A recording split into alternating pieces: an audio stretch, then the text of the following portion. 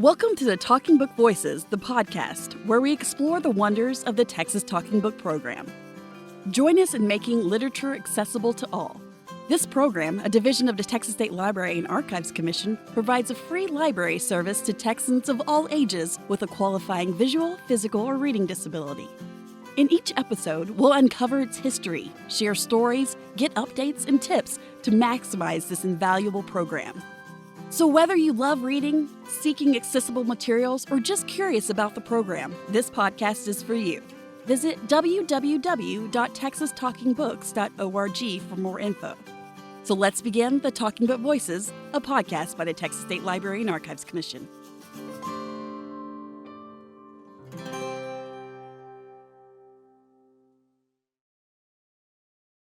Did you know the Talking Book program offers both adult and youth book clubs? Well, we do. You don't need any special technology. All you need is a phone. For more information, call us at 1-800-252-9605. Hi, podcast listeners. My name is Laura Jean, and I have been a Reader's Advisory Librarian here at the Talking Book program for 9 years now. Before that, I have worked as a library assistant at various different academic and public libraries for 12 years. And my name is Stacy, and I manage the Reader Services Department at the Talking Book program. So what is Reader's Advisory? One of our major responsibilities as Reader's Advisory Librarians is to know about the different types of books that are available to our patrons. One way to categorize books is by genre. So what exactly is genre fiction?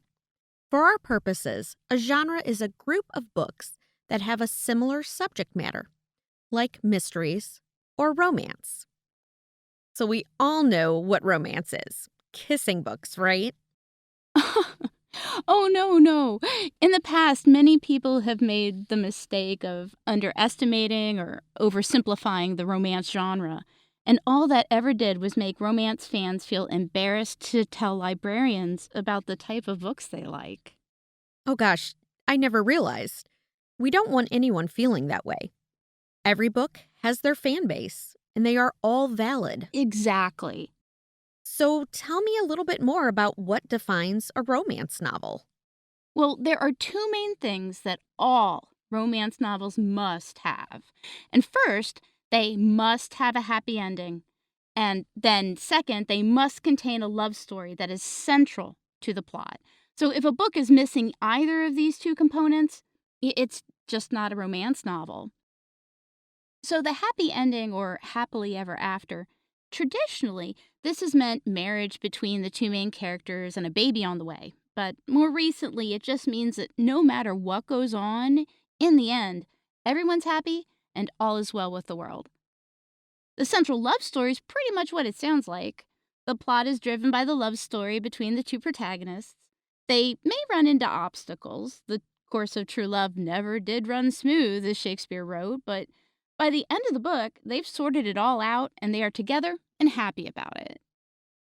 In the past, I found the women in many romances to just be so deferential. You know, it's kind of funny you say that because traditionally, women were the main characters in romance novels. Usually it's the man who surrenders to the woman by finally becoming vulnerable. And generally, romances are written by female authors for women readers. So women's pleasure and agency are of main importance. More recently, gender equality, personal fulfillment within a healthy relationship, social justice, and consent have become important in readers of romance and thus are more present in romance fiction. These are all good changes, but in general, romances are just not my type of book. It's funny. I would have agreed with you before the pandemic. Then all of a sudden, we were all in lockdown at home and the world just seemed so out of control. And all I wanted from a book was escapism and the knowledge that at the end of the book, everything was going to be okay. Oh, I get that. People are attracted to romances because they are character-driven books or because they belong to the emotional type of genres like horror and suspense. They like that emotional response that the book evokes from them. And sometimes they prefer them because they focus on the relationship, not just the sex. Others do like the spicy or steamy scenes. Of course. I just find them to be a bit too predictable. I can understand that. For some people, that's one of the main appeals. Think of it as reassuring, maybe, instead of predictable. Romances can be comforting because you have a pretty good idea of what's going to happen next. And of course, that's not just romances. Mysteries and fantasies also rely on tropes and formulas. And for librarians and readers, tropes can help readers explain their type of books. Largene, what do you mean by their type of book? Okay, so like my friend Molly, she loves those stories where the guy and the girl hate each other at the beginning of the book. But by the end, they're absolutely bananas for each other. Well, that's a trope that's called enemies to lovers. And if you ask a reader about their favorite book and they describe that type of situation, you're already in a great place to recommend books with that same trope. Okay, well, what are some other popular tropes in romance? Oh, that's an excellent question. Okay. So first, there are three major themes. You've got character, setting, and plot themes. And then there are tropes that fall into each of these three themes. So for like character themes, obviously those are themes that involve the characters. So you've got enemies to lovers, or the best friend's sibling, childhood sweethearts, second chance at romance. In this case, they were lovers once, but something got in the way of their love. And there are hard feelings, but now they get the opportunity to make things right. And my favorite book with this trope is probably Recipe for Persuasion, which is the second book in the Ray J series by Somali Dev. And this one is an example also of famous flings, which is another character trope, because the main male protagonist is now a famous athlete. Actually, this is a great segue into the next theme, plot-related tropes. So it's not as obvious with this title, but Recipe for Persuasion is a reimagining of the Jane Austen novel Persuasion. Other plot tropes are things like Once Upon a Time, like fairy tales, fake relationships, love in disguise or a secret identity, marriage of convenience, previous trauma to be overcome. And a good example of that is Get a Life, Chloe Brown by Talia Hibbert. One of the main characters had been in a previous relationship that was abusive, and so he struggles to do things differently with Chloe. That book's actually a good example of a disabled character since Chloe has fibromyalgia. And another good segue into setting themes because it falls into forced proximity because they live in the same building and they can't help but run into each other.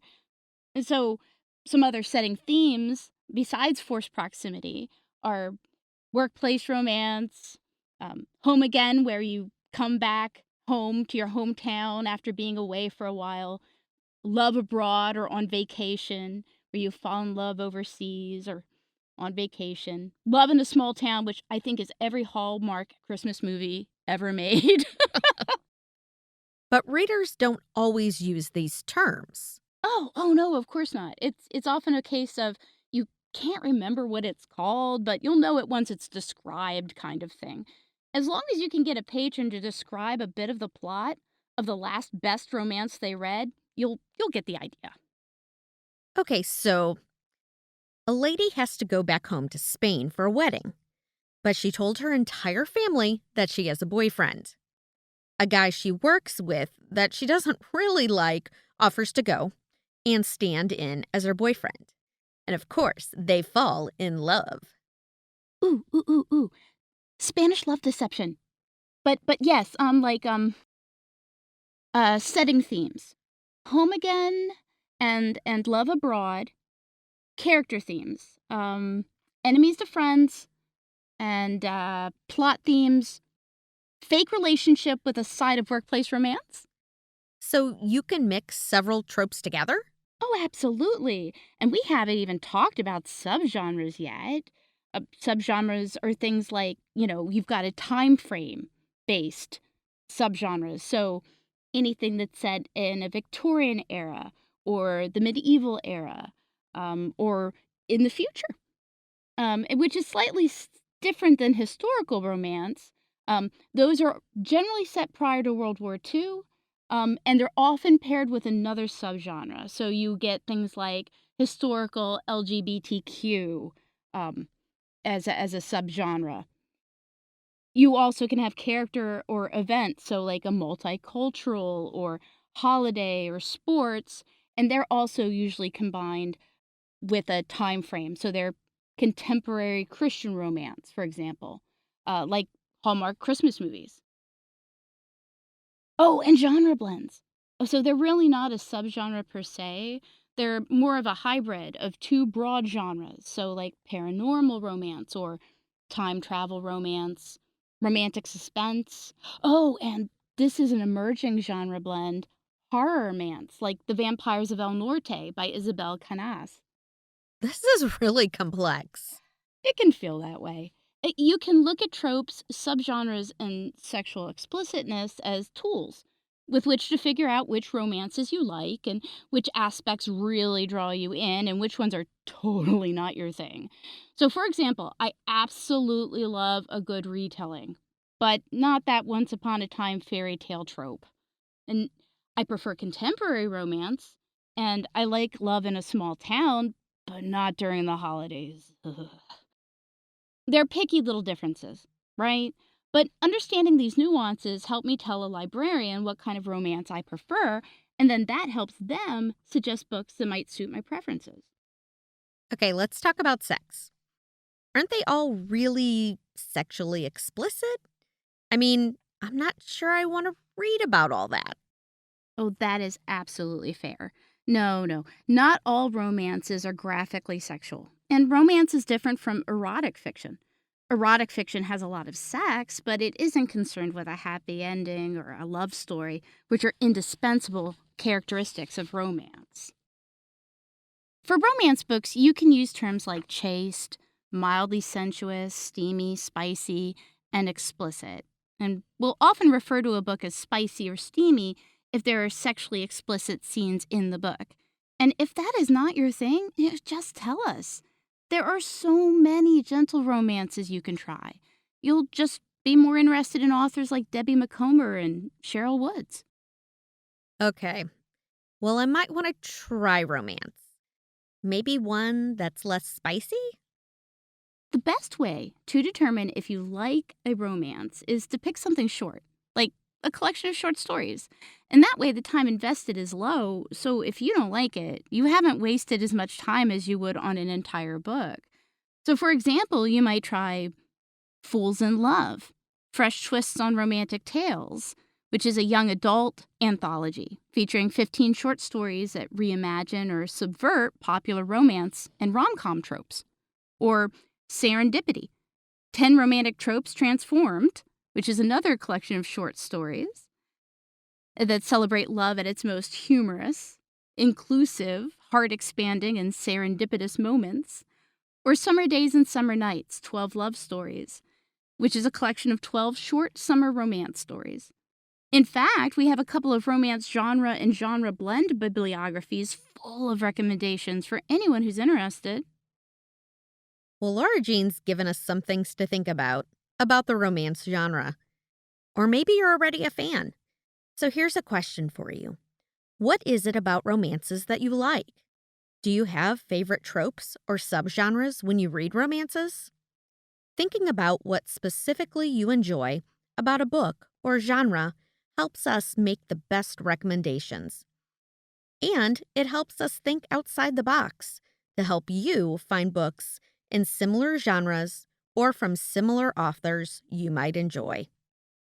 Well, that's just about all the time we have. I hope you take the opportunity to ask us for tips on what to read next. Thank you for listening, and we'll see you next time on TBP Voices.